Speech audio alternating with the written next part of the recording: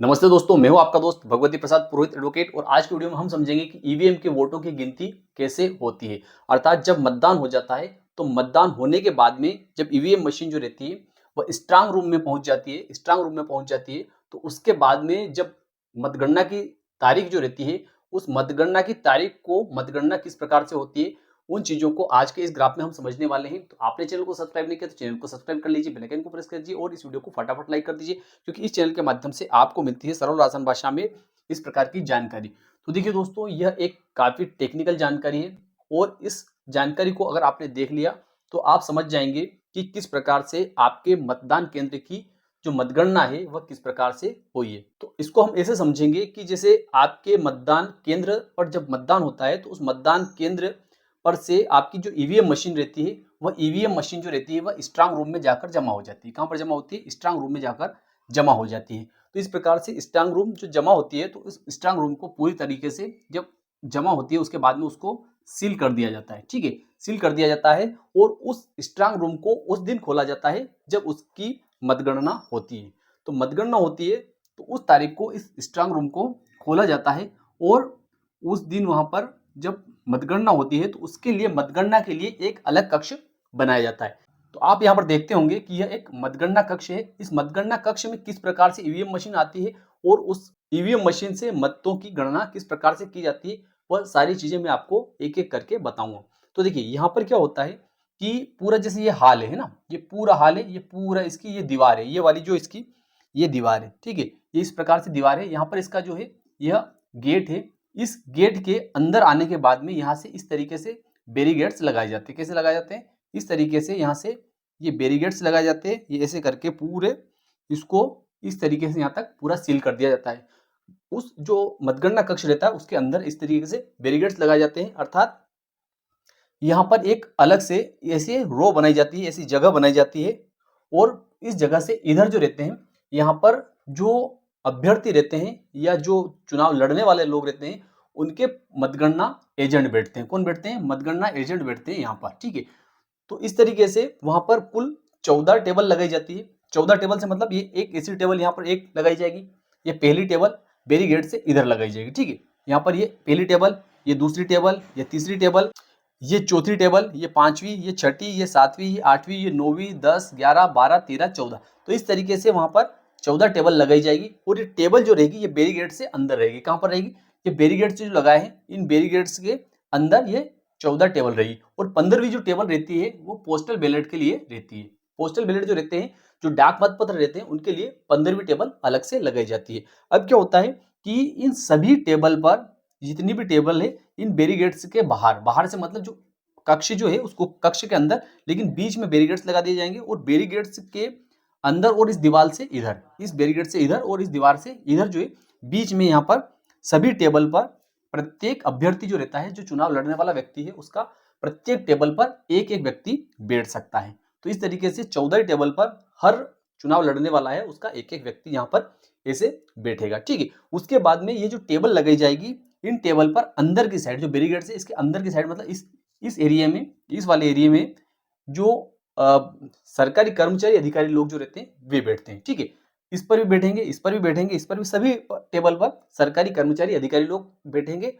और यहाँ पर जो है आरओ बैठते हैं। आरओ से मतलब रिटर्निंग ऑफिसर जो रहते हैं, मुख्य रिटर्निंग ऑफिसर जो रहते हैं, उस विधानसभा की, जिस विधानसभा की या जिस लोकसभा की गणना होने वाली है, उसके जो मुख्य रिटर्निंग ऑफिसर जो रहते हैं वे बैठेंगे और यहाँ पर उनकी पूरी टीम लगी रहेगी। ठीक है, टीम से मतलब होता है उनके कर्मचारी अधिकारी या उनके कंप्यूटर ऑपरेटर वगैरह सब उनके पास में यहाँ पर बैठते हैं। ठीक है, अब इसके बाद में क्या होगा कि सबसे पहले जैसे ही स्ट्रांग रूम खुलेगा, ये जैसे स्ट्रांग रूम खुलेगा, ये जो स्ट्रांग रूम है जब सील किया था मतदान दिनांक को, ये स्ट्रांग रूम सील किया था, तो इस स्ट्रांग रूम को उस दिन खोला जाएगा जिस दिन मतगणना होनी है। ठीक है, और यह सभी अभ्यर्थियों के सामने खोला जाएगा, इन अभ्यर्थियों के सामने खोला जाएगा। एक और चीज मैं बता देता हूँ कि जो अभ्यर्थी रहते हैं उनके बैठने की व्यवस्था और उनके अभिकर्ता जो है उनके बैठने की व्यवस्था अलग से की जाएगी।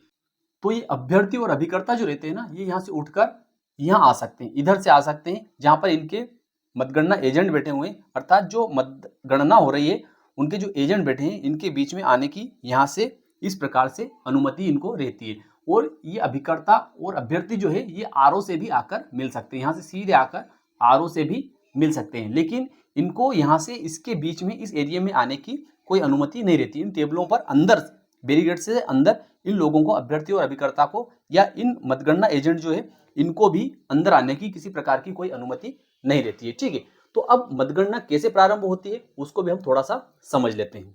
तो देखिए, जो स्ट्रांग रूम जो रहता है, ये स्ट्रांग रूम जो सील रहता है, इस स्ट्रांग रूम में जो पोस्टल बैलेट रहते हैं, पोस्टल बैलेट की जो पेटी रहती है, उस पोस्टल बैलेट की पेटी को सबसे पहले लाया जाएगा और उससे पहले स्ट्रांग रूम को जो है अनलॉक किया जाएगा, अर्थात इसको खोला जाएगा इन सभी अभ्यर्थी और अभिकर्ताओं के समक्ष। अब अभ्यर्थी और अभिकर्ता जो रहते हैं, जितने भी लोग चुनाव लड़ रहे हैं, वे सारे लोग और उनके जो निर्वाचन अभिकर्ता है, वे सब लोग यहाँ पर बैठे रहते हैं। इन लोगों के समक्ष या अभ्यर्थी या अभिकर्ता दोनों में से किसी भी एक व्यक्ति के समक्ष, किसी भी पार्टी का या किसी भी व्यक्ति का एक व्यक्ति यहाँ पर होना जरूरी है और उनके सामने इस स्ट्रांग रूम को खोला जाएगा। और स्ट्रांग रूम को खोलने के बाद में सबसे पहले जो पोस्टल बैलेट रहते हैं, क्या रहते हैं, पोस्टल बैलेट जो रहते हैं अर्थात डाक मत पत्र रहते हैं, उनको लाया जाएगा और उनको यहाँ पर उस पेटी को यहाँ पर खोला जाएगा।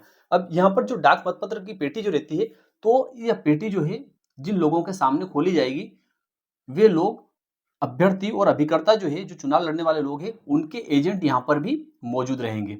एक एक व्यक्ति सभी का यहाँ पर मौजूद रहेगा। जैसे कोई भारतीय जनता पार्टी से चुनाव लड़ रहा है तो बीजेपी का एक व्यक्ति रहेगा, कोई कांग्रेस से लड़ रहा है तो उसका भी एक व्यक्ति रहेगा, कोई आम आदमी पार्टी से लड़ रहा है तो उसका भी एक व्यक्ति रहेगा, कोई निर्दलीय लड़ रहा है तो उसका भी एक व्यक्ति यहाँ पर बैठा रहेगा। ठीक है, एक से अधिक लोगों को किसी भी टेबल पर बैठने की परमिशन नहीं रहती। ठीक है, तो पोस्टल बैलेट यहाँ पर शुरू हो जाएंगे। उसके बाद में क्या होगा कि बूथ जो रहते हैं, प्रत्येक बूथ जो रहते हैं, प्रत्येक मतदान केंद्र जो रहते हैं, उसका मतदान केंद्र क्रमांक 1 से लगाकर फिर 2, 3, 4, 5, 6, 7, 8, 9, 10, 11, 12, 13, 14 इस प्रकार से मतपेटी वहां से उठाई जाएगी। ठीक है, जो ईवीएम मशीन जो है वह उठाई जाएगी। तो जैसे मान लो कि बूथ नंबर 1, 2, 3, 4, 5, 6, 7, 8, 9, 10, 11, 12, 13 और 14। ठीक है, तो ये 14 बूथ जो है, ये 14 बूथ तक की, 1 से लेकर 14 बूथ तक की यहाँ से पेटियां निकाली जाएगी और वे पेटियां इस तरीके से आएगी कि जो बूथ नंबर 1 की जो पेटी है, बूथ नंबर 1 की पेटी यहाँ पर आएगी। ठीक है, फिर बूथ नंबर 2 की जो पेटी रहेगी वह यहाँ से सीधी दूसरे नंबर की टेबल पर आएगी।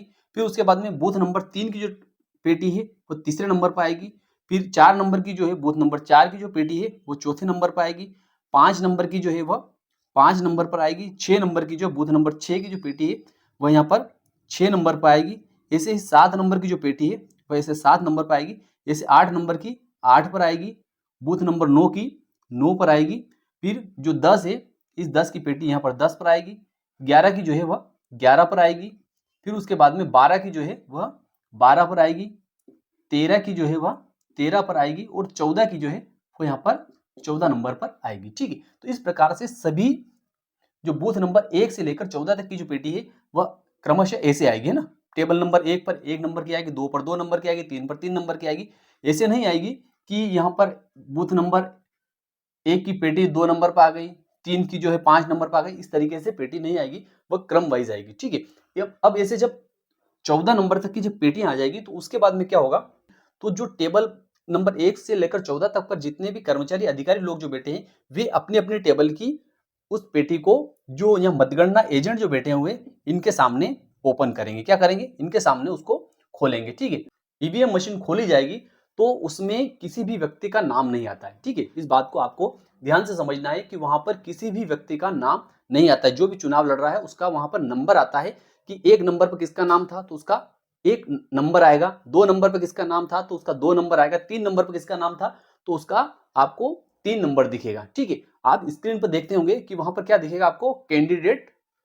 ठीक है, तो कैंडिडेट नंबर 1, ठीक है, उसको वोट्स कितने मिले तो उसको उसका आगे वोट से लिखा हुआ रहेगा। ठीक है, तो इस तरीके से वहां पर किसी भी व्यक्ति का मशीन में नाम नहीं आता है, वहां पर केवल नंबर आएगा। तो जैसे ये बूथ नंबर 1 है, अब बूथ नंबर 1 पर जो ईवीएम मशीन आई है, उस ईवीएम मशीन में 1 नंबर वाले को कितने वोट मिले हैं। जैसे मान लो कि 1 नंबर पर कौन चुनाव लड़ रहा था, अनिल, दूसरे नंबर पर गोपाल, तीसरे नंबर पर महेश और चौथे नंबर पर नोटा था और 5वें नंबर पर निरस्त और यहाँ पर कुल आ जाएगा। ठीक है, तो ऐसे जो अनिल जो नाम है यह बैलेट पेपर में रहेगा, लेकिन ईवीएम मशीन में इसका कोई नाम नहीं रहता है, वहां पर आपको केवल नंबर से ही देखना है। ठीक है, तो 1 नंबर वाले को कितने वोट मिले, तो जैसे ये मशीन वाला जो है यहाँ पर आपको बताएगा कि 1 नंबर वाले को कितने मिले, तो आपको ऐसे यहाँ पर लिखना है कि 1 नंबर वाले को जैसे मान लो 50 वोट मिले, 2 नंबर वाले को कितने मिले, तो 2 नंबर वाले को जैसे मान लो कि 30 वोट मिले, 3 नंबर वाले को कितने मिले, 3 नंबर वाले को जैसे मान लो कि यहाँ पर 20 मिले, नोटा को कितने मिले कि नोटा को 20 मिले। उसके बाद में निरस्त कितने हुए, तो ईवीएम मशीन जो रहती है उसमें किसी भी प्रकार का मत जो है वो निरस्त नहीं होता है, तो उसको हम 0 लिखेंगे, ठीक है। और यहाँ पर हम कुल लिख देंगे कैसे, 50 और 30 80, 80 20, 100 100 और 20 120, ठीक है। तो मतलब वहां पर कुल जो मत गिरे हैं वो 120 आने चाहिए, ठीक है। तो जैसे पोलिंग नंबर 1 जो है इस पर कुल 120 वोट गिरे हैं, ठीक है। तो 120 में से 50 इसको मिल गए, 30 इसको मिल गए, 20 इसको मिल गए, 20 नोटा को चले गए, 0 निरस्त है और 120 वहां पर कुल हो चुके हैं। तो इस तरीके से जब यह पेटी आई तो इसका बूथ का जो है ये इस तरीके का रिजल्ट आ गया। अब ये रिजल्ट जो रहता है इसमें क्या रहता है कि यहाँ से जो कर्मचारी अधिकारी है ये भी अपना एक इस तरीके का पर्चा बनाएंगे और इस पर्चे को लेकर कहाँ पर भेजेंगे, आरओ के पास में भेज देंगे। रिटर्निंग ऑफिसर जो है उनके पास में इनमें से ही एक कर्मचारी अधिकारी जाएगा और इनको दे देगा, या इनमें से सभी के कलेक्ट करने वाले अधिकारी कर्मचारी रहते हैं वे जाकर आरओ को दे देंगे। तो उससे क्या होगा कि आरओ जो रहते हैं ये अपने कंप्यूटर में उसको निर्वाचन आयोग की जो वेबसाइट है उस पर फिट करते जाएंगे कि हमारा जो पहला राउंड है उसमें किस व्यक्ति को कितने कितने वोट मिले हैं। तो इसी तरह की जो टेबल रहेगी वह यहाँ पर पोलिंग एजेंट जो बैठे हुए हैं वे भी लिखेंगे। ऐसे ही दूसरे नंबर पर वापस से यहाँ से जैसे यहाँ की जो ईवीएम मशीन खुलेगी तो उस ईवीएम मशीन में भी आपको वहां पर वोट दिखाए जाएंगे। तो उसमें भी हर बूथ की जो तो हर बूथ की जो ईवीएम मशीन आएगी उसमें इसी प्रकार से आपको वहां पर दिखाया जाएगा, ठीक है। वहां पर किसी भी व्यक्ति का नाम नहीं आता है। दूसरी महत्वपूर्ण बात यह है कि आप जो है यहाँ पर जो बैरिकेड्स लगे हुए हैं, यहाँ पर जो जाली लगी हुई है उस जाली के अंदर से आप देख सकते हैं उस ईवीएम मशीन को। उस ईवीएम मशीन को आप छू नहीं सकते हैं और यहाँ पर जो बैलेट पेपर है उन बैलेट पेपर को भी आप इस जाली के अंदर से देख सकते हैं। इस टेबल में जो काम हो रहा है उसको आप देख सकते हैं, उसको आप कहीं से कहीं तक छू नहीं सकते हैं, ठीक है। आपको केवल उस जाली में से ईवीएम मशीन को देखना है, उसकी स्क्रीन देखनी है कि किस व्यक्ति को कितने वोट मिल रहे हैं, ठीक है। और उसमें सबसे महत्वपूर्ण बात यह है कि वहां पर किसी भी व्यक्ति का नाम नहीं आता है, उसका नंबर आता है। बैलेट पेपर में जो नंबर था कि 1 नंबर पर किसका नाम था, 2 नंबर पर किसका नाम था, 3 नंबर पर किसका नाम था, 4 नंबर पर कौन था, नोटा किस नंबर पर था, तो ये सारी चीजें आपको पहले से ध्यान रखनी जरूरी है, ठीक है। तो इसी तरीके से अगर दूसरे नंबर की जो है ये ईवीएम मशीन खुलती है तो इस ईवीएम मशीन में भी ऐसे ही बताया जाएगा कि जैसे 1 नंबर वाले को कितने मिले तो यहाँ पर इसको मान लो 30 है, 2 नंबर वाले को कितने मिले तो इसको मान लो 80 है, ठीक है। इसके बाद में 3 नंबर वाले को कितने मिले तो 3 नंबर वाले को मान लो कि यहाँ पर 10 मिले, 4 नंबर वाले को कितने मिले कि यहाँ 5 मिले, निरस्त कितने हुए तो निरस्त यहाँ पर ईवीएम में नहीं होते हैं, इसलिए यहाँ पर आपको 0 लिखना है। इस तरीके से वापस से इनको सबको आपको जोड़ देना है, 30 80 110 10 120 और 5 125, ठीक है। तो यहाँ पर भी जैसे इन सब का जोड़ जो है 125 आ रहा है तो इस ईवीएम में भी 125 वोट टोटल निकलेंगे, ठीक है। तो इसी तरीके से सभी ईवीएम का जो है ये जब 14 नंबर तक का सभी का जो है ईवीएम का पूरा डाटा आ जाएगा आपके सामने तो ये होगा पूरा एक राउंड। क्या होगा, ये हुआ आपका एक राउंड, ठीक है। अब ये एक राउंड पूरा होने के बाद में ये सारी ईवीएम मशीन जो है वापस से यहाँ से सील होगी, आप सबके सामने यहाँ से वापस से इसको पैक किया जाएगा और पैक करने के बाद में जिस क्रम से यह आई है कि पहले नंबर पर, दूसरे नंबर पर, तीसरे नंबर पर, चौथे नंबर पर या 14 नंबर पर जैसे आई है तो वापस से ये फिर से स्ट्रांग रूम में चली जाएगी। कहाँ पर जाएगी, ये वापस से स्ट्रांग रूम में चली जाएगी और वापस से वहां जाकर जमा हो जाएगी। अब इसके बाद में क्या होगा कि वापस से इन सभी टेबल पर वापस से ईवीएम मशीन आएगी।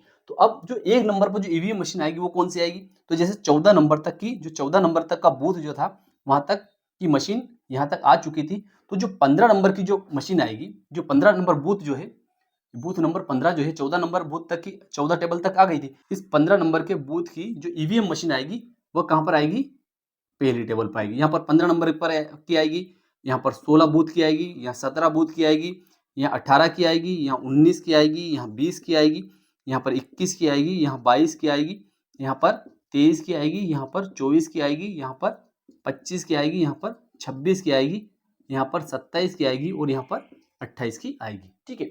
और इसी में और इन मशीनों की वापस से ईवीएम मशीनों की वापस से उसी तरीके से काउंटिंग होगी, है इस तरीके से काउंटिंग होगी और इसी तरीके से लोग देखते जाएंगे।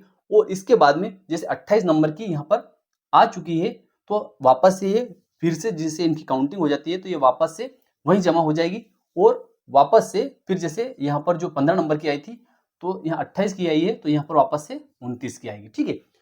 फिर यहाँ पर 30 की आएगी, यहाँ पर 31 की आएगी। तो ऐसे ही शुरू यहीं से होगी, यहाँ जैसे खत्म होगी तो जो अगला नंबर आएगा वो एक नंबर टेबल से आएगा, ठीक है।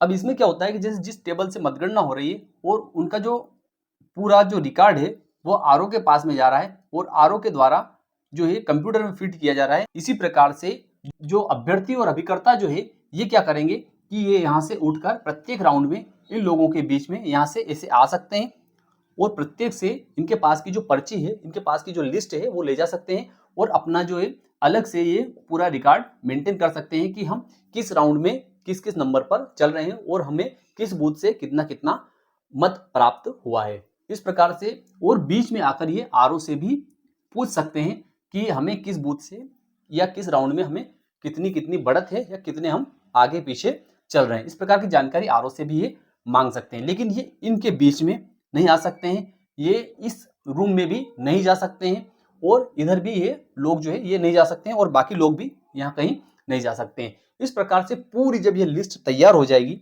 इस प्रकार से पूरी लिस्ट तैयार हो जाएगी तो उसके बाद में जो पोस्टल बैलेट जो है, ये पोस्टल बैलेट जो है इनकी गिनती जारी रहती है और बाद में आखिरी में जब ये ईवीएम की जो गणना है ये खत्म हो जाती है तो पोस्टल बैलेट जो रहते हैं अर्थात डाक मतपत्र जो रहते हैं उनको भी इनके साथ में जोड़ दिया जाएगा। जैसे मान लो कि एक नंबर वाले को अर्थात अनिल को जो है कितने वोट मिले हैं, जैसे मान लो कि इसको 500 मिले हैं, इसको 700 मिले हैं, इसको 200 मिले हैं, ठीक है। और नोटा में जो अगर किसी ने दिए हैं तो मान लो 20 दिए हैं या फिर निरस्त जो हुए, पोस्टल बैलेट में अक्सर वोट निरस्त होते हैं, तो अगर मान लो इसमें 60 वोट निरस्त हो गए तो इस प्रकार से इन सभी वोटों को एक साथ में काउंट कर यहाँ पर लिख दिया जाएगा। जैसे 500 और 200, 700, 700, 1400, 1420 और 60, 1480 ये होते हैं, ठीक है। तो ये 1480 जो है 1480 जो वोट है ये कुल पोस्टल बैलेट है, जिसमें से 500 वोट इस अनिल को मिले हैं एक नंबर वाले को, 700 वोट जो है 2 नंबर गोपाल को मिले हैं, 200 वोट जो है 3 नंबर महेश को मिले हैं और नोटा को 20 वोट गए हैं और निरस्त होने वाले 60 वोट है। इस तरीके से कुल 1480 वोट जो है ये पोस्टल बैलेट हुए हैं। अब इसके बाद में क्या होता है कि जैसे इस अनिल को कितने वोट मिले, ठीक है, तो ये अनिल को प्रत्येक बूथ का जो है यहाँ विवरण आता जाएगा, प्रत्येक बूथ का ऐसे जितने भी बूथ है उनकी पूरी लिस्ट बन जाएगी और जितने बूथ से प्रत्येक बूथ से जितना वोट इनको मिला है तो वो यहाँ से पूरा का पूरा यहाँ तक इनका काउंट हो जाएगा। जैसे मान लो ये 50, 30 और 500 है ना, तो 50, 30, 500 मतलब 580, ठीक है। इस तरीके से इस व्यक्ति का भी यहाँ पर आ जाएगा 30, 80 और 700 है ना, तो 80 और 30, 110 और 700 तो ये हो गए 810, ठीक है। तो इस तरीके से यहाँ की टोटल काउंटिंग इनकी आखिरी में यहाँ पर ऐसे जुड़ जाएगी और यहाँ पर कुल मत आ जाएंगे कि कुल टोटल कितने मत गिरे थे। तो इस प्रकार से वोटों की गिनती ईवीएम के माध्यम से होती है। तो मैं विश्वास रखता हूँ कि आज का वीडियो आपको अच्छा लगा होगा। अच्छा लगा तो वीडियो को लाइक कर दीजिए, अधिक से अधिक लोगों तक इसको शेयर कर दीजिए। फिर मिलते हैं अगले वीडियो में, तब तक के लिए जय हिंद, जय भारत।